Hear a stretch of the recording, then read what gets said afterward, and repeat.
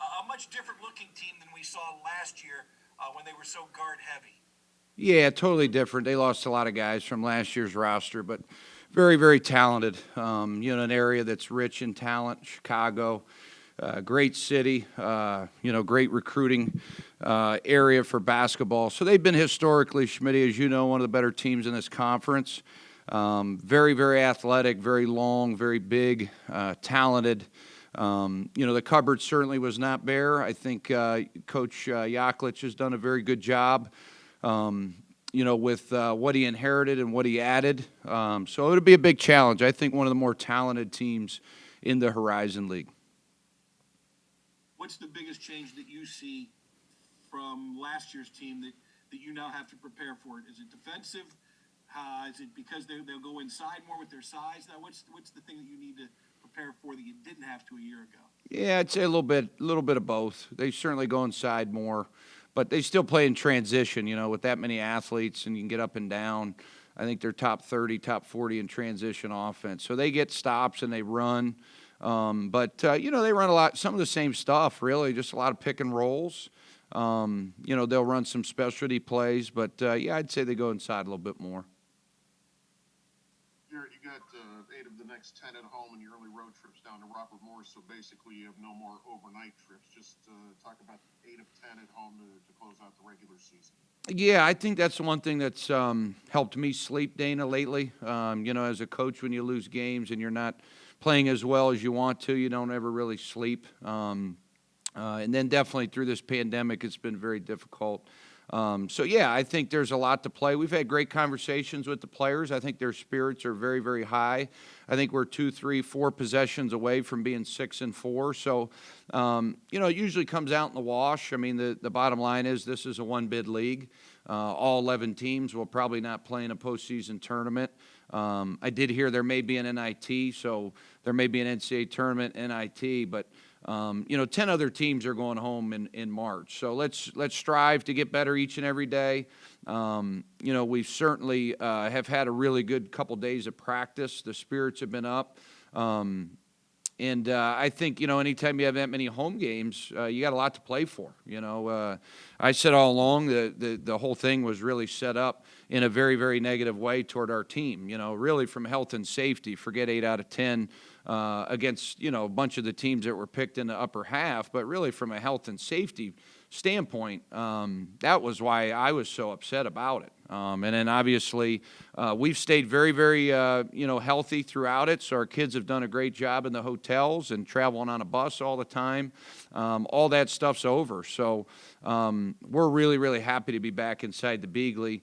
Obviously, Dana, very different with no fans, but nonetheless, when you play at home, you have a better chance to play better, I think, just from a all-around standpoint, sleeping in your own bed, going to class, not missing class, shooting on the same hoops that you shoot on every day. So hopefully we can get in a rhythm. It's been a real nightmare, to be honest with you, dealing with the schedule and the injuries.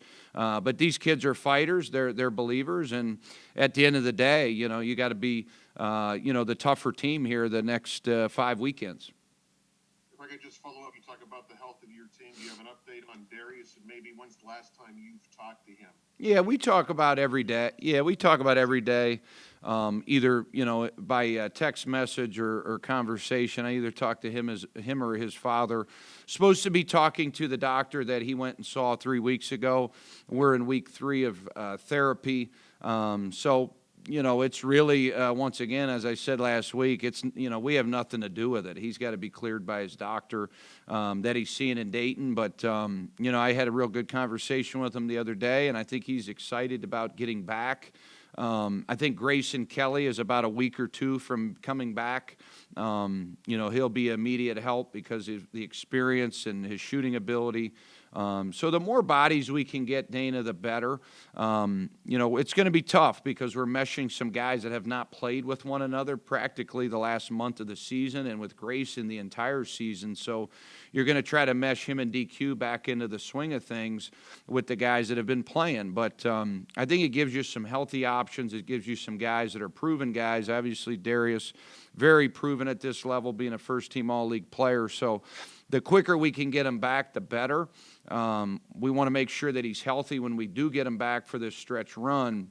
Because, as I said, there's only one team going to be dancing, and we just I think we'll be a very, very dangerous out if we get him back healthy and getting these guys, playing a little bit better. Are you hopeful to get him back? I mean, there's 5 weeks left in the regular season. He's been out 3. You kind of do the math if this injury's serious. I mean, Yeah, I wish we had him back tonight, Dana. I mean, if I could wave my wand and get him back, I mean, I tell you, it's been you geared up for, 4 years for this. And then boom, you get into a pandemic, you get into 8 out of 10 on the road, you get slapped with 3 injuries. It's enough to make anybody, go a little bit crazy. But we've stayed the course. I do think he'll play this year. I don't know when. I think sooner than later. Coach, how do you want to attack UIC? Is this a game where you feel you need to get up and down the floor, not let them settle in defensively? Yeah, I think so. They got great length. They got great size. They're big, long, lanky, athletic. A lot of bodies, strong bodies. So, yeah, you got to create some easy opportunities. Against Oakland, we didn't have a lot of those. So we got to be consistent. That's the word we've said all year, Schmitty. Just be consistent, man. If we were just a little more consistent with our play, we'll have a shot to beat anybody. I mean, we've seen it. We've beat a team that's, top 2 in the league and toe-to-toe with the top team and had a 14-point lead in one of the games without, a first-team all-league guy. So I think the league is wild this year. There's really no rhyme or reason. Quarantines, injuries, scheduling, who you're going to play. It's going to be a wild finish. So I've just tried to be very positive with the kids. We're playing during a pandemic. Throw the game plans out. You can try to attack them this way, that way. You just got to play better. We got to play better than they do. We got to play harder than they do. We got to play more together than they do and find a way to win because we're not happy, where we're at right now. Last week you went 7 p.m. 3 or 7p 3p. This week you're going 5 and 5, I think, for start time. So does that extra 4 hours help you that it's a 24-hour bonus? I hope, Dana. I think it's a total disaster that schools are allowed to play within a 24-hour span. I've never heard anything like it. With the health and safety, I get it with the coronavirus, but they also you have to consider their bodies and really the mental aspect of it. We'd get out of the gym at 9 o'clock, get back to the hotel, eat, wake up, have breakfast, have a meeting, and you got to go back to the arena. I mean, that's not the right way to do it, to be honest with you. I don't think any of the players liked it. I know none of the staff members liked it here at YSU. You can say, well, we're playing during a pandemic. I get it. All that stuff's true. But what's the difference between 20 and 24 hours? That's 4 hours more that these kids can rest. So here at YSU, that's the way we've decided to do it. Give them 24 hours, get off their feet, clear their minds, because it's difficult, this whole situation. We don't want to make it more difficult than it already is. Give them another 4 hours.